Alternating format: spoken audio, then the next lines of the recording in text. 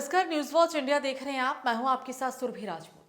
हो सकता है आपने मीडिया में अंतर्राष्ट्रीय महिला दिवस के बारे में सुना हो या फिर अपने दोस्तों को इस बारे में बातचीत करते हुए भी जरूर सुना होगा। मगर ये दिन क्यों मनाया जाता है, ये कब मनाया जाता है, ये कोई जश्न है या फिर विरोध का प्रतीक है, इस वीडियो में हम आपको सारी जानकारी देंगे। वीडियो में आप हमारे साथ अंत तक बने रहिएगा।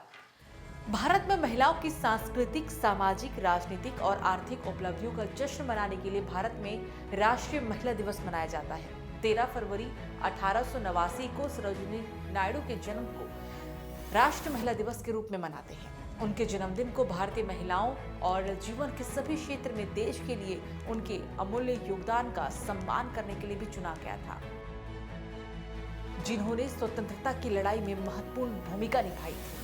भारत में हर साल 13 फरवरी को स्वतंत्रता आंदोलन में प्रमुख भूमिका निभाने वाली स्वतंत्रता सेनानी सरोजिनी नायडू की जयंती को राष्ट्रीय महिला दिवस के रूप में मनाते हैं।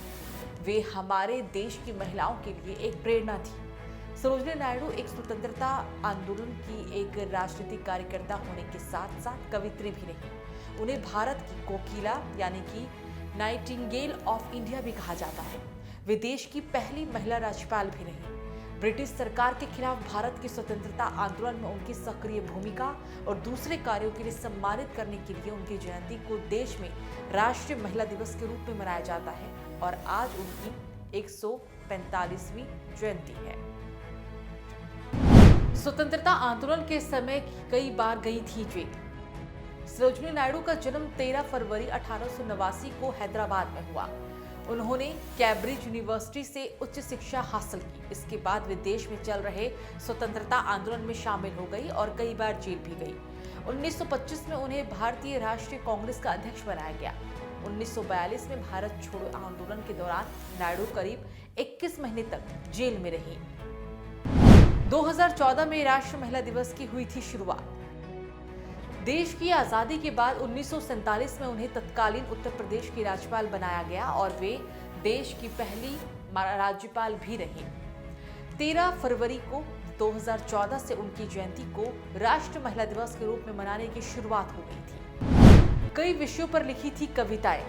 सरोजिनी नायडू एक प्रसिद्ध कवि भी थी और उन्होंने रोमांस, देशभक्ति, त्रासदी जैसे कई विषयों पर कविताएं लिखी थी।